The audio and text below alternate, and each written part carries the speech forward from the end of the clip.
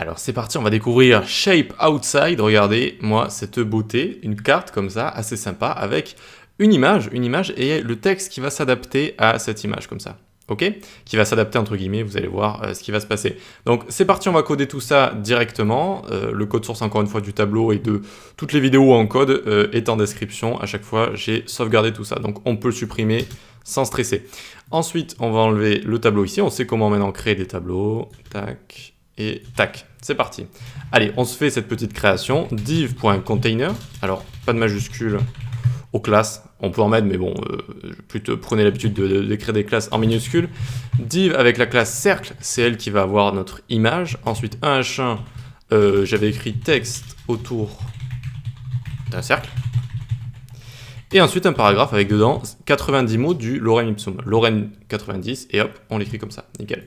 Donc on a ça pour l'instant, très bien, c'est exactement ce qu'on veut. On revient ici, qu'est-ce qu'on a là? Oui, rien qui va nous embêter. Encore une fois, hein, c'est très bon de démarrer comme ça un fichier CSS, je vous l'ai expliqué pas mal de fois. On prend en compte le remplissage et les bordures dans le calcul des longueurs et des largeurs pour mieux respecter des maquettes, des schémas, des données qu'on s'est données précédemment pour créer nos sites, et margin et padding 0 sur tous les éléments pour éviter d'avoir des surprises de marge et de padding qui sont de base sur certains éléments. Voilà, une hauteur au body parce qu'il n'en a pas de base, et un petit fond de family, c'est tout.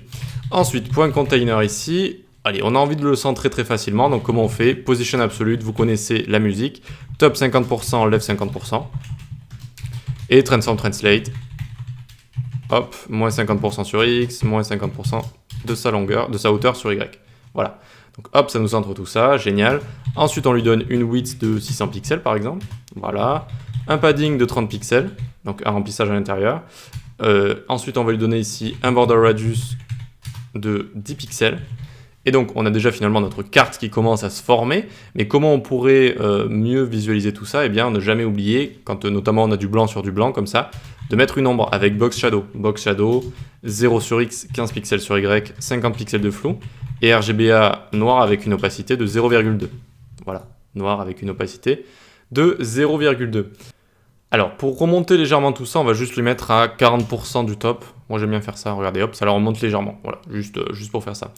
Très bien, ensuite, donc notre div cercle ici, en fait, elle va servir tout simplement de background. On va en faire un cercle, et on va lui donner en background une image. Donc c'est parti, on fait ça tout de suite, en fait, pour arriver à cela, pour arriver à ceci et à cela.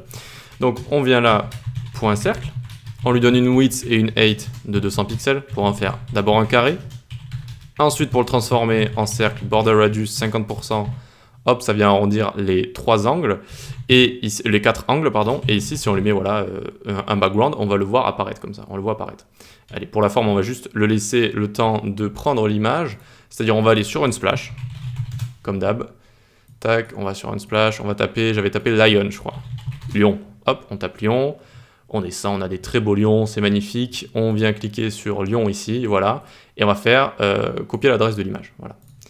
Très bien, on peut quitter tout ça. Tac, on revient ici. Et là donc, en background, on va lui mettre un URL. Background URL ici.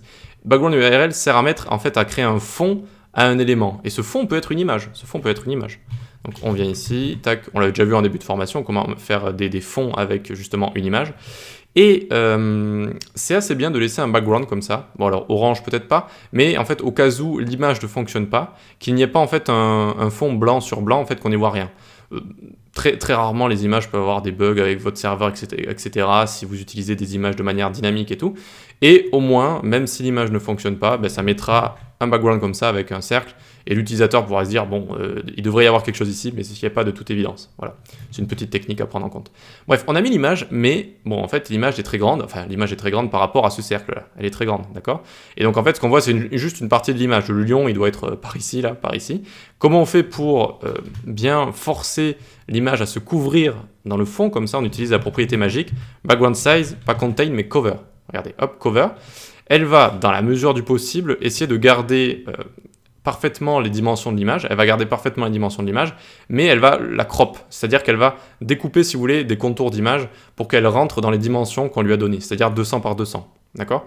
Et donc là, si vous voulez, il y a une grande partie de l'image qui a été croppée, enfin une grande partie, un petit peu. Donc on en a perdu une partie, mais la qualité reste. La qualité reste. Si on a envie de garder parfaitement toute l'image, il faut utiliser contain, mais à ce moment-là, ça va se répéter. Vous voyez, ça va se répéter à chaque fois et ça va plus très bien fonctionner. Donc cover ici, tac, ça va bien couvrir les dimensions qu'on lui a données et découper une partie de l'image pour bien rentrer finalement dans les dimensions. Bon, le lion est là, mais j'aimerais le décaler un petit peu. Comment je fais? Je fais background position. Et ici, donc, je lui mets moins 50 pixels sur X et 0 sur Y. Et regardez, hop, en fait, ça vient le tirer comme ça. De gauche à droite, hein, c'est X. Et quand vous avez du jeu, donc quand vous avez une image qui est grande par rapport ici, notamment à notre contenu, eh bien, vous pouvez un peu jouer avec ces valeurs de background position et aller naviguer dans cette image. Vous voyez que je suis en train de naviguer dans cette image-là, notamment sur X. Voilà. Donc, je crois que j'avais mis moins 50 ici. Donc on va le laisser comme ça, vous pouvez mettre moins 70, un petit peu comme vous voulez. Très bien, ensuite, donc border radius c'est fait. Qu'est-ce qu'on va lui mettre? On va lui mettre un float left. Et hop, ça flotte à gauche.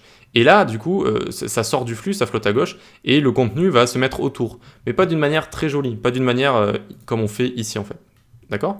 Donc float left, c'est la première étape. Alors pour terminer l'expérience, il faut faire un margin. On va mettre 0 pixels en haut, 25 pixels à droite, 25 pixels en bas, 0 pixels à gauche. Voilà, donc là ça va rajouter des marges autour.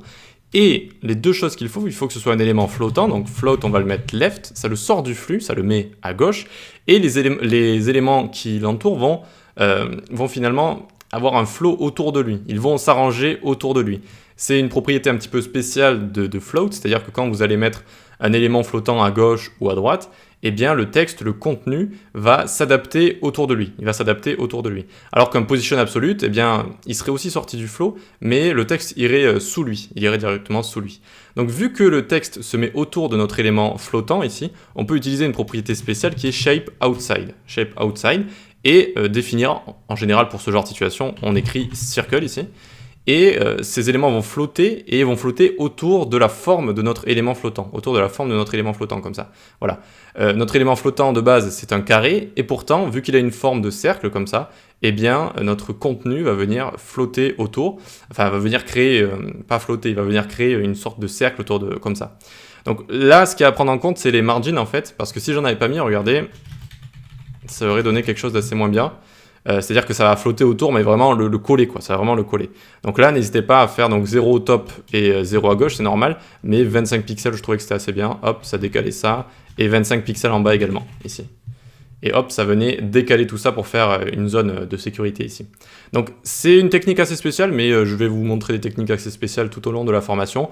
Quand vous avez des éléments flottants, à gauche ou à droite, en général, ça c'est le cas de figure le plus utilisé. Alors, shape outside n'est pas très utilisé, mais quand vous allez avoir un élément flottant, c'est-à-dire vous allez souvent avoir une image en fait avec du texte, donc vous placez l'élément flottant à gauche ou à droite, ça le fait sortir du flux et ça fait que le contenu autour va s'adapter autour de lui. Et avec shape outside, il va pas simplement s'adapter à sa forme carrée, mais il va carrément s'adapter à la forme qu'on lui a donnée avec notre CSS ici, border radius 50%, donc pour en faire un cercle.